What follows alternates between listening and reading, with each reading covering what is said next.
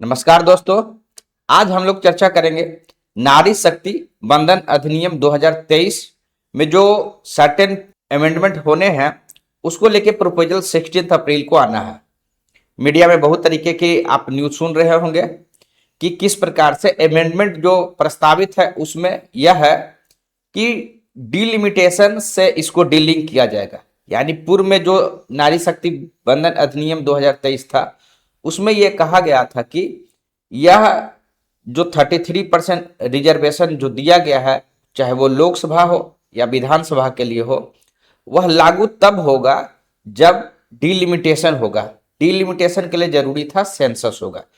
Expert का यह मानना था कि इसमें विलंब हो सकता है और जो सरकार का मोटिव है जेंडर इक्वलिटी का, उसमें विलंब हो सकता है और 2029 में भी संभवतः लागू कर पाना संभव नहीं हो पाता। इन सब चीजों को ध्यान में रखते हुए सरकार के द्वारा प्रस्ताव लाया जा रहा है 16 अप्रैल को। बहुत बड़ी घटना है इंडियन कह सकते हैं समाज के लिए, जहां पर कि महिलाओं को 33% रिजर्वेशन लोकसभा के साथ साथ सभी विधानसभा के साथ साथ दिल्ली का जो विधानसभा है वहां भी मिलने जा रहा है।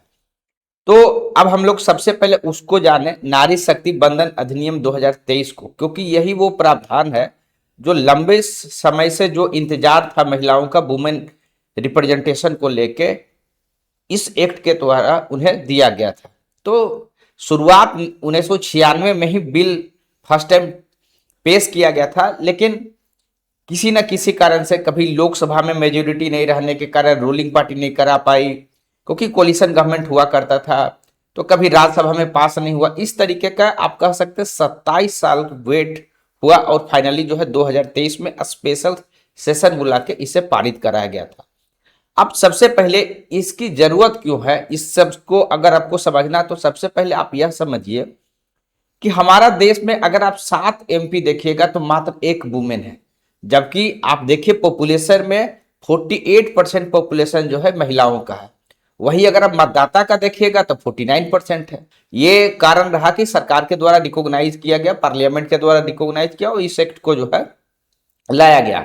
इवन कि रवांडा जैसा कंट्री जो कि जीनोसाइड झेल चुका है, वहां पर जो रिप्रेजेंटेशन है वो महिलाओं का 61% है। अगर इंडिया की बात कीजिएगा तो इंडिया पॉलिटिकल रिप्रेजेंटेशन में पूरे विश्व में 148 पोजीशन पर है। तो इसमें सुधार की कितनी आवश्यकता है आप खुद समझ सकते हैं। इसी को लेके 106 जो अमेंडमेंट है वो लाया गया, कॉन्स्टिट्यूशन अमेंडमेंट एक्ट लाया गया और नारी शक्ति बंधन अधिनियम 2023 लाया गया। इसके द्वारा क्या किया गया, इसमें यह किया गया कि 33% सीट जो है वो वुमेन के लिए रिजर्व कर दिया गया है।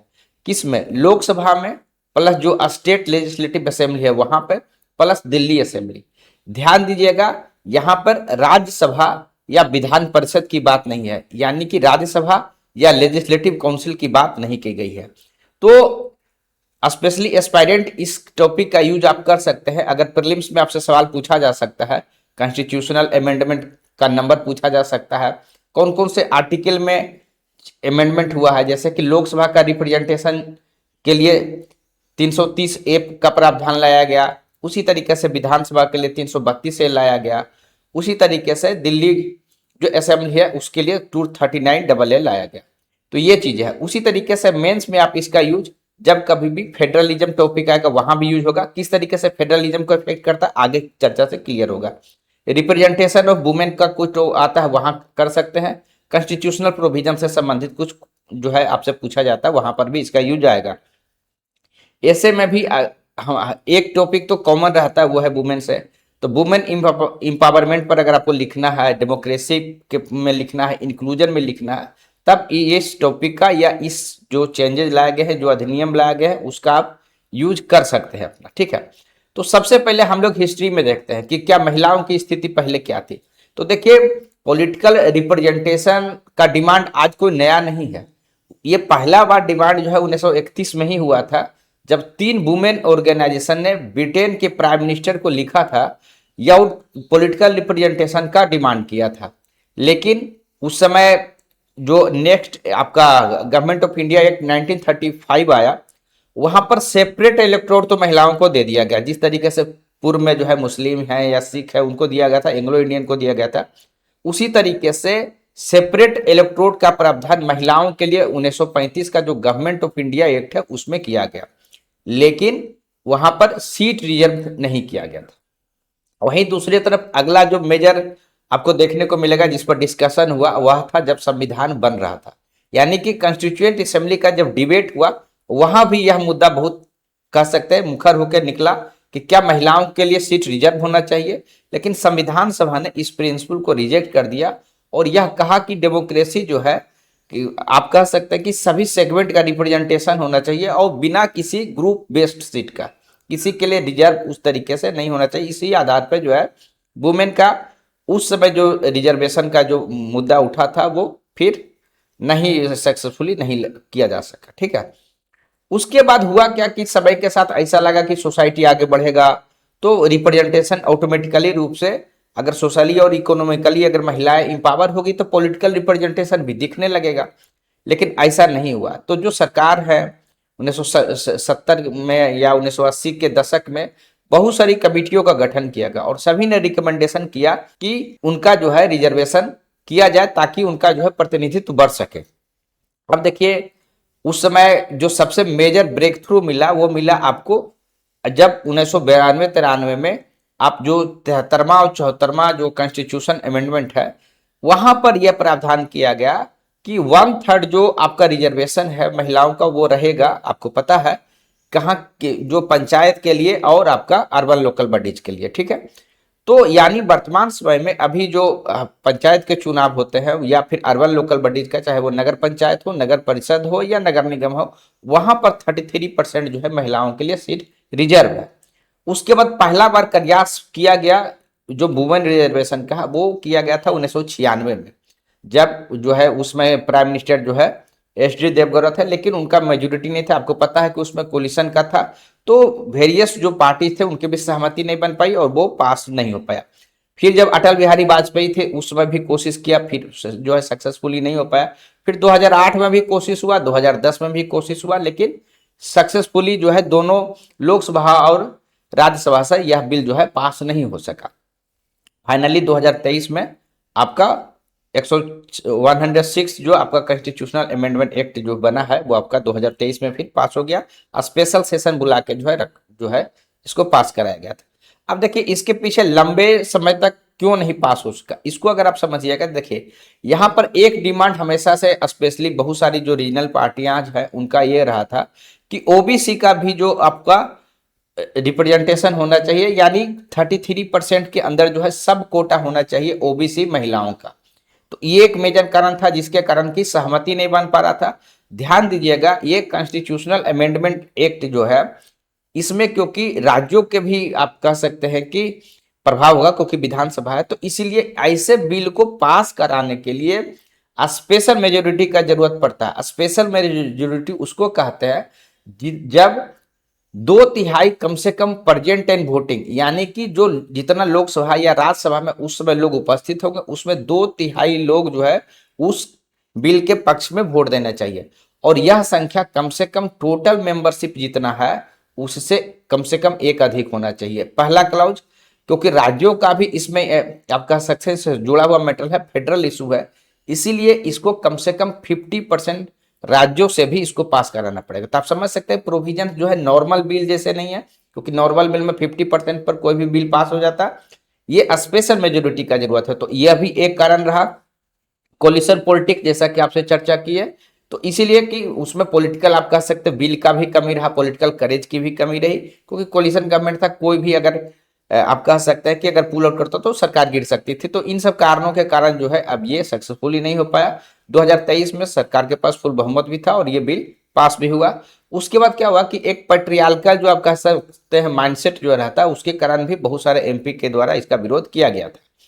तो ये चीजें आप समझ सकते हैं। ठीक है, अगर हम लोग देखें कि इसमें हुआ क्या था, क्या ये एक्ट क्या किया, एक्ट ये किया कि पहले देखिए जो आपका 330 जो आपका आर्टिकल है उसमें आपका इंसर्शन करता है 330 ए लाके 330 आर्टिकल में पहले जैसे कि आपको पता है एससी एसटी के लिए जो सीट रिजर्व है उसका प्रावधान किया गया है। उसी तरीके से 332 में जो स्टेट असेंबली है वहां पर किया गया है SC ST का जो सीट रिजर्व है उसके बारे में। तो उसी में आपका जब कभी भी अमेंडमेंट होता है तो आप देखते हैं कि A B के नाम से जो है ऐड होता है। तो 330A लाया गया जिसमें कि लोकसभा में महिलाओं को 33% रिजर्वेशन दिया जाएगा, इसका प्रावधान किया गया। उसी तरीके से 332A लाया गया जिसके द्वारा कि स्टेट असेंबली में रिजर्वेशन महिलाओं को दिया गया। 239AA आपका दिल्ली जो असेंबली है वहां पर लाया गया, क्योंकि 239A तो दिल्ली जो स्टेट बना, नेशनल NCR जो बना था उससे संबंधित है, तो यहां पर इसलिए ये AA है। ठीक है। अब क्या हुआ कि जो इसमें एक प्रावधान यह भी किया गया कि जो SC ST के लिए जो आप कह सकते हैं सीट रिजर्व है उसमें भी प्रावधान किया गया कि 33% यानी उनका 1/3 जो सीट है वो SC या ST जो महिलाएं हैं उनके लिए रिजर्व रहेगा। ठीक है। तो ये चीज है। दूसरा एक प्रावधान किया गया कि हर जो आपका डिलिमिटेशन एक्सरसाइज के बाद जो है रिजर्वेशन जो है आपका रोटेट होगा, तो ये एक प्रावधान वहां पर किया गया। अब इस बिल में क्या क्या नहीं है जिसको लेके इशू हो सकते हैं, तो सबसे पहले देखिए OBC का जो डिमांड रहा था OBC वुमेन का इसमें प्रावधान नहीं है। उसके बाद जो है आपका राज्यसभा और जो लेजिस्लेटिव असेंबली स्टेट के होते उसका नहीं है, यानी राज्यसभा या विधान परिषद में महिलाओं का कह सकते हैं रिजर्वेशन से संबंधित यह बिल नहीं है। ठीक है। लेकिन एक महत्वपूर्ण जो क्लाउज इसमें दिया गया था 2023 का जो एक्ट है उसमें कि यह जो ट्रिगर तब करेगा यानी लागू तब होगा जब नेक्स्ट सेंसस हो जाएगा। यानी कि आपको पता है कि लास्ट सेंसस कब हुआ, 2011 में हुआ था। 2021 में सेंसस नहीं हो पाया क्योंकि उसमें कोविड चल रहा था। तो वर्तमान में आपको पता है 25-26 में सेंसस चल रहा। उसके बाद एक और क्लॉज था कि उसमें डिलिमिटेशन जो कंस्टिट्यूएंसी का हो जाएगा, सेंसस से जो डाटा मिलेगा उसके बाद होगा। तो यही प्रावधान के कारण एक्सपर्ट के द्वारा कहा गया कि पहले तो अभी सेंसस होगा। डिलिमिटेशन में ऐसा कहा जाता है कि जैसे लास्ट बार का डिलिमिटेशन का फाइनली जो है पूरा पब्लिश होने में लगभग 4 से 5 साल लग गया था, तो ये है कि फिर औसे में 2029 में भी लागू नहीं हो पाएगा। इसी को लेके आप कह सकते हैं जो 16 अप्रैल को जो आने वाला आप कह सकते हैं अमेंडमेंट है, जो प्रपोजल अमेंडमेंट का आने वाला वो वही है कि उसको डिलिमिटेशन से लिंक किया जाएगा, ताकि आने वाला जो लोकसभा का चुनाव है 2029 का प्लस जो आने वाले राज्यों के जो चुनाव होंगे वहां पर उसको लागू कराया जा सके, महिलाओं का रिप्रेजेंटेशन बढ़ाया जा सके। तो ये हम लोग देख लिए कौन कौन सा कॉन्स्टिट्यूशन आर्टिकल में चेंज हुआ, आप लोग देख लिए इन चीजों को। आर्टिकल 330 है, 330A लाया गया, 332A लाया गया, आपका 334A जो है उसको भी जानिए। यहां पर क्या है कि जो एक सनसेट क्लॉज टाइप से लाया गया कि जो रिजर्वेशन का ये जो आपको प्रोविजन किया जा रहा है वो 15 साल के बाद लैप्स हो जाएगा। ठीक है। ध्यान दीजिएगा जो SC ST का रिजर्वेशन है उसमें किसी प्रकार का सनसेट क्लॉज नहीं है। ठीक है। तो ये एक चेंज जो है जिसको लेके भी आप कह सकते हैं कि क्रिटिसिज्म या आप कह सकते हैं होता है। ठीक है। डिलिमिटेशन उम्मीद करते हैं आपको पता होगा। देखिए डिलिमिटेशन कुछ नहीं है, ये है कि जो कंस्टिट्यूएंट बाउंड्रीज होते हैं, जो कंस्टिट्यूएंसी के जो आपका बाउंड्री है यानी लोकसभा है या विधानसभा का जो जो क्षेत्र है उसको रीड्रॉ किया जाता है, क्योंकि जनसंख्या चेंज हो जाता है। सेंसस जब होगा तो जनसंख्या चेंज हो जाएगा, क्योंकि जो रिप्रेजेंटेशन होता है वो जनसंख्या के आधार पर होता है, तो वो रीड्रॉ किया जाता है आपका डिलिमिटेशन में। ठीक है। डिलिमिटेशन कमीशन जो है आपका आर्टिकल 82 के तहत जो है गठित किया जाता है। तो पहले सेंसस होगा, फिर डिलिमिटेशन कमीशन का गठन होगा, उसके बाद फिर ये चीजें होता है। अब थोड़ा सा और हम लोग देखें, देखिए 2000 सितंबर 2023 में स्पेशल सेशन बुला के इसको जो है पास कराया गया था। इसमें पक्ष विपक्ष आप कह सकते हैं मेजोरिटी ने इस बिल को पास कराया और फाइनली ये जो है आपका वो 106 जो कंस्टिट्यूएंट आपका अमेंडमेंट एक्ट है वो आपका कह सकते हैं कि इस रूप में आ सका। अब देखिए सभी के द्वारा इसका सपोर्ट किया गया था, चाहे वो रूलिंग गवर्नमेंट हो या अपोजिशन पार्टी हो, सभी के द्वारा जो है इसका सपोर्ट किया था। सर्टेन जो इशू जो फ्लैग किए गए थे, जैसे कि OBC में सब कोटा को लेकर किया गया था।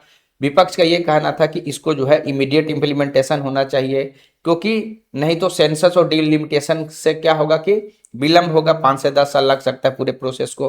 तो ये इन चीजों का जो है एक कह सकते हैं कि उसमें फ्लैग किया गया था। अब सरकार ने बहुत सारी चीजों को रिकॉग्नाइज किया है और ये आपका जो है 16 जो अप्रैल है वहां पर उससे संबंधित जो है प्रोविजंस जो है आपका लाए जाएंगे। ठीक है। तो अभी क्या है कि डिलिमिटेशन कमीशन तो अभी हुआ नहीं है, सेंसस वर्तमान में जारी है। ठीक है।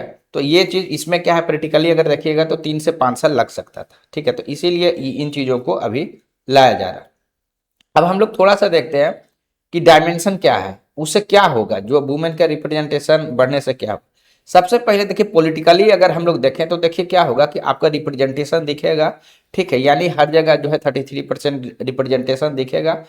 कुछ कंसर्न यह जताया जाता है कि हो सकता है वो सब्सटेंसिव रिप्रेजेंटेशन नहीं हो, यानी कि हो सकता है कि वहां पर प्रोक्सी कैंडिडेट हो, मेल ही अपने परिवार के किसी जो है रिलेटिव्स को खड़ा कर दे, वाइफ को या अपने फैमिली किसी मेंबर को खड़ा कर दे। जिस तरीके का पंचायत में जो प्रोविजंस किए गए वहां पर जैसे कि प्रधान पति या सरपंच पति का कंसेप्ट सुनने को मिलता है, उसी तरीके से हो सकता है यहाँ भी जो है महिलाएं सब्सटेंसिव रूप से वो रियली में इंपावर ना होके उनके जगह प्रोक्सी यूज हो, तो एक रिस्क बताया जाता है। लेकिन यह बात सही है कि उनके आने से आप कह सकते हैं पॉलिटिकल डिबेट बढ़िया हो सकता है, स्पेशली जो मैटर होते हैं जैसे मैटरनिटी है या एजुकेशन है, हेल्थ पर है, तो बेहतर पॉलिसी मेकिंग होगा, इसमें नो डाउट होना है। उसके बाद क्या होता है कि जो ये क्लाउज दिया गया है कि रोटेशन ऑफ जो रिजर्व कंस्टिट्यूएंसी है वो 5 साल में, तो उसके कारण क्या होगा कि जो कोई भी जो महिला कैंडिडेट कनेक्ट होंगी वह एक कह सकते हैं बाउंडिंग क्षेत्र में डेवलप नहीं हो पाएगा। यानी वो हमेशा ऐसा लगेगा कि जैसे वो पैरासूट कैंडिडेट के रूप में कि 5 साल तो है, फिर नेक्स्ट में तो जो अगर रिजर्व नहीं रहेगा तो फिर मेल कैंडिडेट भी होंगे, तो वहां पर उनके विनेबिलिटी हो सकता है कि कम हो। तो इसीलिए इसका भी एक आप कह सकते हैं क्रिटिसिज्म है, या फिर इसका भी कंसर्न जो है जताया जा रहा है कि उस तरीके का 5 साल का जो लिमिट रखा गया वो न रखा जाए, एक ऐसा प्रावधान किया जाए ताकि जो वहां पर जो कैंडिडेट जीतेंगे या जो एमपी बनेंगे वह अपने क्षेत्र में आप लॉन्ग स्टैंडिंग जो है रिलेशनशिप डेवलप कर सके। उसके बाद अगर इकोनॉमी की बात करें तो देखिए यह देखा गया है कि जहां कहीं भी पूरे वर्ल्ड में जहां कहीं भी पार्लियामेंट में वुमेन का पॉलिटिकल रिप्रेजेंटेशन बढ़ा है तो बेहतर आप कह सकते हैं पॉलिसी मेकिंग हुआ है, स्पेशली जो है, और पब्लिक गुड्स जो डिलीवरी हुआ है वह भी बेहतर बेहतर हुआ। यानी जैसे स्कूल से रिलेटेड है, हेल्थ सेंटर से रिलेटेड है, वाटर सप्लाई से रिलेटेड मुद्दों को बहुत आप कहते हैं प्रमुखता से उठाया जाता है और इसका प्रभाव पॉलिसी पर मिलता है और टोटल ओवरऑल पूरे पॉपुलेशन को इसका लाभ मिलता है। उसके बाद जो इस जब महिला आप कह सकते हैं पार्लियामेंटेरियन रहेगी तो सोशल सेक्टर का जो स्पेंडिंग है वह भी बेहतर होता है। ठीक है, उसके बाद अगर हम लोग सोशली देखें या डेमोग्राफिक के तरीके से देखें तो यह जो पैट्रियार्कल जो समाज है जहां पर कि मेल डोमिनेंस है उनको चैलेंज करता है। ठीक है, यह अगर रिजर्वेशन मिलता है तो जो यंग वुमेन है उनको, चाहे वो ग्रामीण क्षेत्र की महिलाएं हो, सभी को प्रेरित करेगा, इंस्पायर करेगा कि वो राजनीति में आए, अपने पॉलिटिकल रिप्रेजेंटेशन उनका जो है बढ़ेगा। यहाँ पर रिस्क यह है कि हो सकता है कि जो अपर क्लास है या अर्बन क्लास है या एजुकेटेड वुमेन है वो ज़्यादा एडवांटेज ले ले रेदर की रूरल या फिर ओबीसी की जो महिला है उनके तुलना, तो ये जो है एक कंसर्न जो है रेज किया जाता है। उसके बाद देखिए कि एक फायदा भी क्या है कि वर्तमान समय में अब टेक्नोलॉजी बहुत आ गया, तो अगर डिजिटल लिटरेसी है और सोशल मीडिया का यूज करके जो वुमेन आप कह सकते हैं कैंडिडेट है वह भी जो है बहुत अच्छे से एक्सेल कर सकती है कि जो ट्रेडिशनल पार्टी स्ट्रक्चर है वहां पर मेल डोमिनेटेड है, तो वहां पर फील्ड वर्क बहुत आप कह सकते था। अभी तो बातों को पहुंचाने के लिए डिजिटल का यूज किया जा सकता है, सोशल मीडिया का यूज किया जा सकता है, तो यह जो है महिलाओं के पक्ष में है और बदलते हुए ये आप कह सकते हैं कि जो टेक्नोलॉजिकल एडवांसमेंट है वह भी फेवर करता है लोगों से कनेक्ट करने में। ठीक है, वही इंटरनेशनल स्तर पर भी जो है इंडिया को आप कह सकते हैं कि एक नैरेटिव सेट करने में एक इम्पोर्टेंट आप कह सकते हैं भूमिका रहेगा। जैसे कि यूनाइटेड नेशन वुमेन जो आपका सम्मेलन होता है या G20 का सम्मेलन होता है, ब्रिक्स होता है, तो वहां पर जेंडर इक्विटी का आप कह सकते हैं कि इंडिया के द्वारा एक बेहतर एग्जाम्पल दिया जा सकता है। या जब कभी भी इंडिया का देखें कि जो जेंडर गैप है उसमें अगर कहीं किसी ग्लोबल फोरम पर उठाया जाता है तो उसको काउंटर करने के लिए, काउंटर क्रिटिसिज्म करने के लिए कह सकते हैं कि यह जो है बहुत ही काम आएगा। ठीक है, अगर हम लोग इस सारे प्रोसेस के बीच अगर संवैधानिक बात करें या इथिकल बात करें तो देखिए आर्टिकल 14 भी क्या कहता है, वहां भी इक्वालिटी का रहता है, लेकिन वहां पर सेम जो है आपका एफर्मेटिव एक्शन का भी प्रावधान किया गया है। तो यह सब उसके आप कह सकते हैं कि तहत ये चीज किया जा सकता है। आर्टिकल 15 में देखिए कि यह प्रावधान किया गया है कि स्टेट जो है महिलाओं के लिए स्पेशल जो है आपका 15(3) में देखिएगा, तो वहां पर स्पेशल प्रोविजन जो है वुमेन के लिए किया जा सकता है, और यही बेस है जिसके आधार पे जो है कॉन्स्टिट्यूशन का वही आप कह सकते हैं आर्टिकल आधार है जिस पर इस अमेंडमेंट को लाया गया। ऑल दो यहाँ पर सर्टेन इशू रहते हैं, merit versus representation in democracy का इशू आप कह सकते हैं एक डिबेट के रूप में रहता है।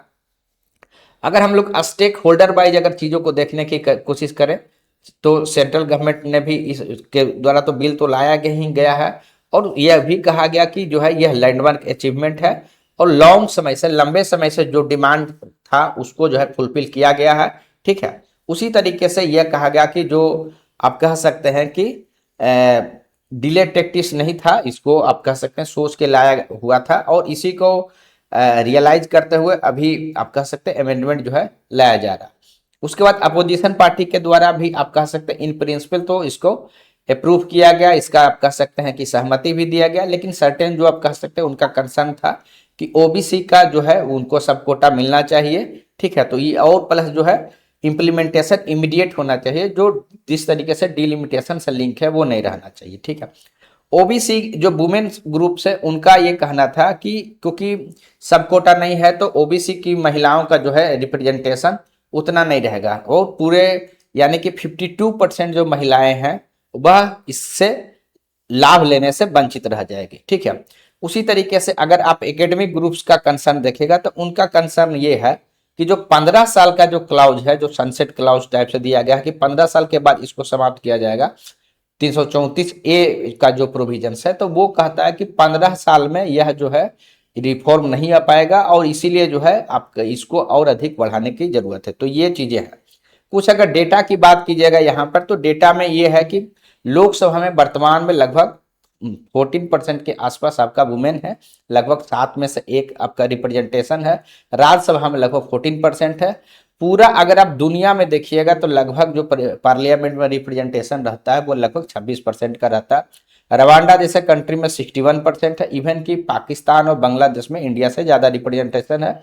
बांग्लादेश में 21% है, पाकिस्तान में 20% है। ठीक है, तो उसी तरीके से आप कह सकते हैं कि हम लोग अभी अगर आज़ादी के बाद की स्थिति देखें तो फर्स्ट जो लोकसभा हुआ था उसमें महिलाओं का रिप्रेजेंटेशन मात्र 5% था, वर्तमान में 14% है। अगर यह सोचने की कोशिश करें कि जब रिजर्वेशन दिया गया पंचायत में या यूएलबी में तो उसका क्या प्रभाव पड़ा, तो देखिए वर्तमान में अभी अगर आप देखिएगा तो 46% वुमेन रिप्रेजेंटेशन है, क्योंकि आपको पता है कि बहुत सारे स्टेट जैसे बिहार जैसे स्टेट ने अब महिलाओं के लिए 50% जो है आपका रिजर्वेशन का प्रावधान किया है। ठीक है, सिर्फ बिहार अकेला नहीं है, जैसे राजस्थान है, उत्तराखंड है, हिमाचल प्रदेश है, वहां भी ये प्रावधान किए गए हैं। ठीक है, तो ये चीजें हैं।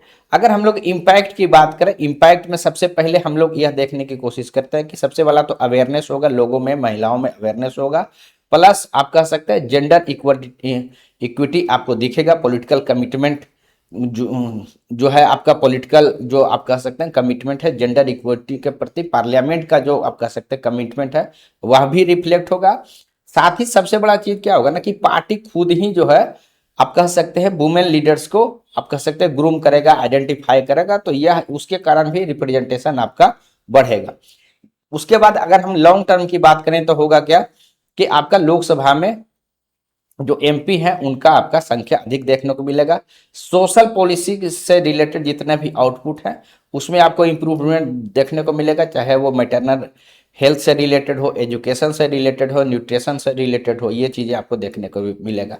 प्लस जो जिस तरीके से पैट्रियार्की जो है पॉलिटिकल कल्चर में हावी है उसको एक चैलेंज जो है देखने को मिलेगा। लेकिन यहीं पर यह बात भी कहा जाता है कि इस रिफॉर्म के बाद भी जब तक पार्टी लेवल रिफॉर्म नहीं होगा, प्लस जो महिलाओं को अगर कंपेन करने के लिए जो है फिनांस का अगर सुविधा नहीं दिया जाएगा पार्टी के द्वारा, तभी उतना पॉजिटिव इम्पैक्ट नहीं पड़ सकता है। तो ये है, तो कहा यह जा रहा है कि रिजर्वेशन अकेले इनसफिशियंट है और भी रिफॉर्म जो है होना चाहिए, ये बातें जो है कही जा रही। गवर्नमेंट के द्वारा वुमेन को अगर देखिएगा कि रिप्रेजेंटेशन बढ़ाने के लिए या इम्पावरमेंट करने के लिए बहुत सारे पहले से जो है प्रयास किए जा रहे हैं। जैसे अभी वर्तमान में देखिएगा बेटी बचाओ बेटी पढ़ाओ का स्कीम है, महिला शक्ति केंद्र का है जी, आजीविका का प्रावधान है जहाँ की इकोनॉमिक उनका इम्पावरमेंट किया जा रहा है। अगर जितना स्कीम देखेगा, जैसे पीएम आवास योजना में देखेगा कि महिलाओं के नाम से जो है बेनिफिशियरी वो रहते हैं। सुकन्या समृद्धि जो फीमेल जो गर्ल्स अगर जन्म लेती है तो उनके लिए जो आप कह सकते हैं फाइनेंशियल सिक्योरिटी का प्रावधान किया गया। तो ये सारी चीज़ें जो है सरकार के द्वारा जो है किया जा रहा है। तब भी जो है चैलेंजेस तो रहता ही है, क्रिटिसिज्म भी है, चैलेंजेस भी है। तो इसमें सबसे बड़ा जो चैलेंज था वो था सेंसस और डिलिमिटेशन। ठीक है, तो उसके बारे में आगे चर्चा करेंगे क्योंकि उसी से संबंधित जो है आपका अमेंडमेंट आने वाला है। अभी जो चैलेंज में देखिएगा कि ओबीसी के लिए अभी सब कोटा नहीं है, तो ये कहा जा रहा है कि महिलाओं का उससे जो ओबीसी महिलाएं हैं वो वंचित रह सकती हैं, क्योंकि अधिकतर जो लाभ है वो एजुकेटेड या फिर जो है आप कह सकते हैं अपर क्लास की महिलाओं को मिल सकता है। दूसरा जो रोटेशन वाला जो इशू हम चर्चा किए कि 5 साल में रोटेशन हो जाएगा, तो उसके कारण कैंडिडेट से जो जनता है वो उतना कनेक्ट नहीं हो पाएगी या उनके अंदर भी वो मोटिवेशन नहीं रह पाएगा। तो ये क्लाउज है। प्लस एक और हम लोगों के जैसा चर्चा किया, राज्यसभा या फिर जो लेजिस्लेटिव काउंसिल है वहां पर अभी भी इस बिल में प्रावधान नहीं है। ठीक है, उसके बाद जब इसके इम्प्लीमेंटेशन की बात कीजिएगा तो वहां पर प्रोक्सी कैंडिडेसी का एक इशू रहेगा कि महिलाएं तो आप कह सकते हैं प्रोक्सी के रूप में मेल का आप कह सकते हैं कि कंटेस्ट तो करेंगे, लेकिन रियल पावर उनके जो रिलेटिव्स होंगे उनके पास रहेगा। जैसा कि सरपंच प्रति सिंड्रोम हम जानते हैं पंचायत में किस तरीके से है, तो उसी तरीके से आगे फिर पार्टी में भी क्या होता है, पार्टी में जो सिस्टम है अभी भी जो मेन पावर स्ट्रक्चर होगा वो मेल डोमिनेटेड रहेगा। तो इंटरनल पार्टी के अंदर भी रिफॉर्म होने चाहिए। ये बात जब तक नहीं होगा तब तक जो है चैलेंजेस रहेंगे। उसके बाद कॉन्स्टिट्यूशनल अगर आप बात कीजिएगा तो 15 साल का जो हम लोग चर्चा किए कि SC ST में इनफाइनाइट है, लेकिन इसमें अगर 15 साल किया जाएगा तो आप कह सकते हैं कि इनकंसिस्टेंट भी है और उतने कम समय में जो एम है वो फुलफिल हो सकता है ना हो। ठीक है, तो ये चीज़ें जो है उसमें आपका रहेगा। ठीक है, अब हम लोग जो एक्सपर्ट के द्वारा जो वे फॉरवर्ड दिया जाता है उसके बारे में चर्चा करते हैं। एक तो रिफॉर्म्स के रूप में आपको देखने को मिलेगा जो डीलिंक करने की बात की गई है डिलिमिटेशन से, उसी का आपका अमेंडमेंट में आपका प्रस्ताव लाया जा रहा है। दूसरा है ओबीसी सब कोटा। जैसे सुप्रीम कोर्ट का जजमेंट आ गया कि सब कोटा जो है सब क्लासिफिकेशन को अलाउ किया गया है इवन SC रिजर्वेशन में, तो उसी तरीके से ओबीसी वुमेन के लिए जो है आपका कॉन्स्टिट्यूएंसी के तहत जो वो फिजिबल है और पॉलिटिकली नेसेसरी है, इस तरीके का एक्सपर्ट का जो है कमेंट रहता है। उसी तरीके से ये है कि पार्टी जो लेवल है वहां पर कि हर पार्टी भी अपना इलेक्शन कमीशन को उस तरीके से जो पार्टी है उसमें मैंडेट करना चाहिए कि मिनिमम जो है 33% हर पार्टी कैंडिडेट में 33% दे, और उसका लिंक भी जो है आपका इलेक्टोरल बॉन्ड और जो पार्टी फंडिंग है उससे किया जाना चाहिए, ताकि महिलाओं का जो है सही में रिप्रेजेंटेशन अधिक से अधिक हो सके। उसके बाद ये एक्सपर्ट के द्वारा यह भी सलाह दिया जाता है कि जो सनसेट क्लॉज है उसको जो है हटा देना चाहिए, क्योंकि जो जेंडर इनइक्वालिटी है वो इतने कम समय में 15 साल में समाप्त नहीं होगा। ठीक है, दूसरा है कि जो नॉन रोटेशन का जो पॉलिसी होना चाहिए, ऐसा नहीं होना चाहिए कि 5 साल में, क्योंकि वो बॉन्डिंग नहीं हो पाएगा। तो यह बात कही जाती है। प्लस ये कहा जाता है कि महिलाओं को पॉलिटिकल लीडरशिप के लिए मेंटरिंग भी जरूरत है, उनको ट्रेनिंग का भी जरूरत है। जैसे यूनाइटेड नेशन का प्रोग्राम चलता है, जैसे सी लीड्स करके चलता है। ठीक है, उसी तरीके से राज्यसभा में भी जो इंटर्नशिप के रूप में महिलाओं को भेजा जाना चाहिए, पॉलिटिकल मेंटरशिप चलाया जाना चाहिए। तो इस तरीके की बात जो है कही गई है। तो यानी कहने का मीनिंग क्या है कि जो नारी शक्ति आपका बंधन अधिनियम है वो सिर्फ एक आप कह सकते हैं कि सिर्फ पॉलिटिकल रिफॉर्म नहीं है, यह जो एक डेमोक्रेसी का आप कह सकते हैं एक लंबे समय से एकदम मैंडेट था, जरूरी चीज था, रिक्विजिट था। तो वो सारी चीजें हैं, क्योंकि डेमोक्रेसी देखिए जब तक सक्सेसफुल नहीं हो पाएगा जब तक कि इक्वल पार्टिसिपेशन ऑफ वुमेन नहीं हो पाएगा। जैसा हम लोग चर्चा किए कि यह जो है 1931 में पहला बार डिमांड हुआ था और 2023 में जाके मिला, यानी कि 92 साल का ये जर्नी जो है यह दिखाता है कि महिलाओं का जो आप कह सकते हैं एस्पायरेशन कितना है, और प्लस उसका रेसिस्टेंस जो है जो पैट्रियार्कल स्ट्रक्चर है उसका किस तरीके से किया गया। यानी कि 92 साल के बाद जो है 92 ईयर्स के बाद इसको फाइनली जो है लाया जा सकता है। यह भी कहा जाता है कि अगर विकसित भारत 2047 तक भारत को बनना है तो उस स्थिति में संभव नहीं है जब जो है आपका लोकसभा में रिप्रेजेंटेशन मात्र महिलाओं का 15% रहे। तो इसीलिए भी यह जरूरी है कि रिप्रेजेंटेशन बढ़ाए जाने की जरूरत है। साथ ही यह भी कहा जाता है कि ओबीसी का भी इंक्लूजन वुमेन का होना चाहिए, और जो प्रोक्सी का जो मैकेनिज्म बन जाता है, जो प्रोक्सी सिंड्रोम है उसको रोकने के लिए भी एंटी आप प्रोक्सी मैकेनिज्म जो है लाए जाने की जरूरत है। प्लस जो इंट्रा पार्टी जो अकाउंटेबिलिटी है वह भी लाए, ताकि हर पार्टी कम से कम जो है अपने अपने जो है 33% वो लोग भी उनको कैंडिडेट अपने पार्टी में दें। तो ये चीज़ें जो है तभी जाके जो है हम लोग जो SDG 5 है जिसमें जेंडर इक्वलिटी की बात की गई है वह जो है हम लोग अचीव कर पाएंगे। तो ये बातें अभी तक है। अभी जो अमेंडमेंट्स जो लाया जा रहा है उसके बारे में हम लोग थोड़ा सा चर्चा करते हैं कि अभी जो 16 अप्रैल को आने वाला है वो क्या है। देखिए बिल के बारे में आप कंप्लीटली पूरा समझ चुके होंगे। अब थोड़ा सा देखिए कि गवर्नमेंट क्या प्रपोज करने वाला है कि लोकसभा और राज्यसभा में जो सीट है उसको 50% बढ़ा दिया जाएगा, उसके बाद 33% रिजर्वेशन।